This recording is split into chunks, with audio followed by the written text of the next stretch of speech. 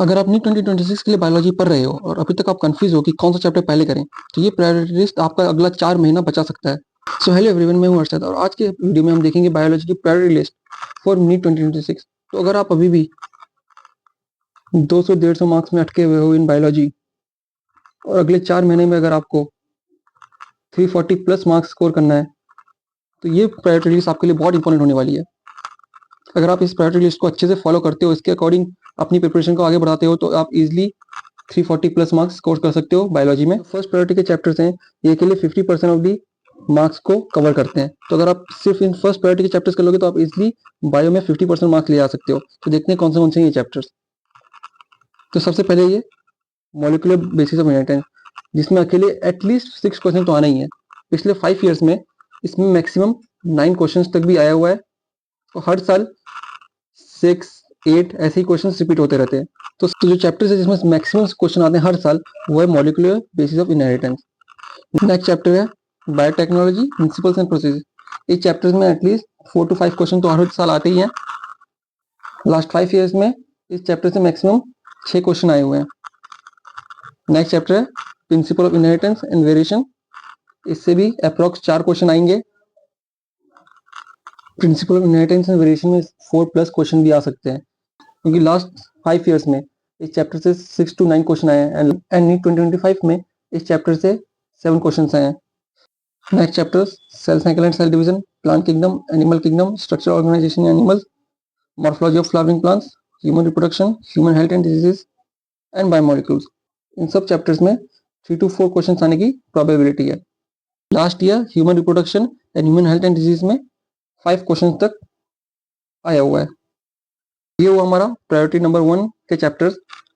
तो अप्रोक्स सिर्फ priority first के चैप्टर से 38 to 47 क्वेश्चन तक आएंगे, जो कि 152 to 188 मार्क्स होते हैं।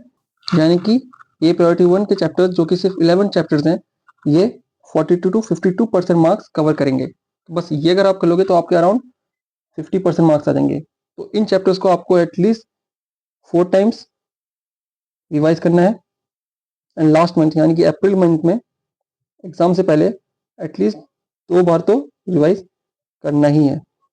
एंड हर चैप्टर्स के क्वेश्चन प्रैक्टिस 200 क्वेश्चन एटलीस्ट करो। इन सब क्वेश्चंस के एटलीस्ट 2 बार क्विज सॉल्व करो इन चैप्टर्स के।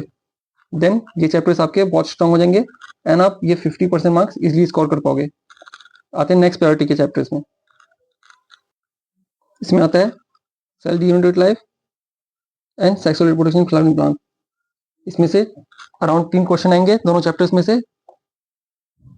Last year cell unit of life में 4 क्वेश्चन आए and sexual reproduction flowering plants में 5 क्वेश्चन आए और हर साल 3 क्वेश्चन तो एटलीस्ट आते ही हैं।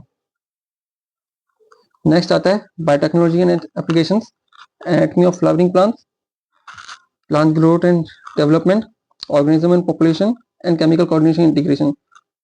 इन चैप्टर से अराउंड 2 to 3 क्वेश्चन आएंगे।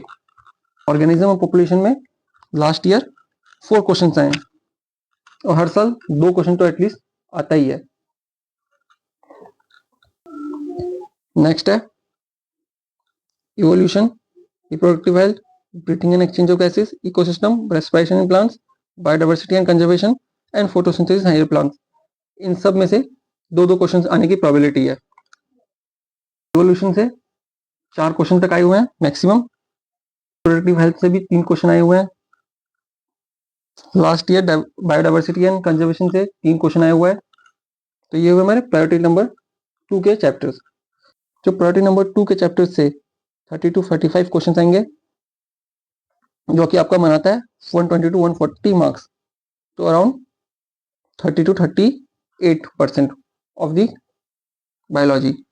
अगर आप सिर्फ प्रायोरिटी 1 एंड प्रायोरिटी 2 के चैप्टर अच्छे से कर लेते हो तो आपका 50% एंड 35%, 85% तो बस इन 2 प्रायोरिटी के चैप्टर्स को अच्छे से करके ही हो जाएगा। एटलीस्ट है, हो सकता है इससे ज़्यादा भी हो। प्रायोरिटी नंबर 1 इससे ज़्यादा भी आ सकता है। नेक्स्ट देखते हैं लास्ट प्रायोरिटी 3 के chapters. So locomotion movement, body fluid and circulation, microbes in human welfare and excreted products and anti elimination.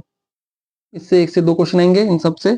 Last year locomotion से एक भी सवाल नहीं आया था, बट उससे पहले 2 एंड 3 सवाल आए हुए हैं।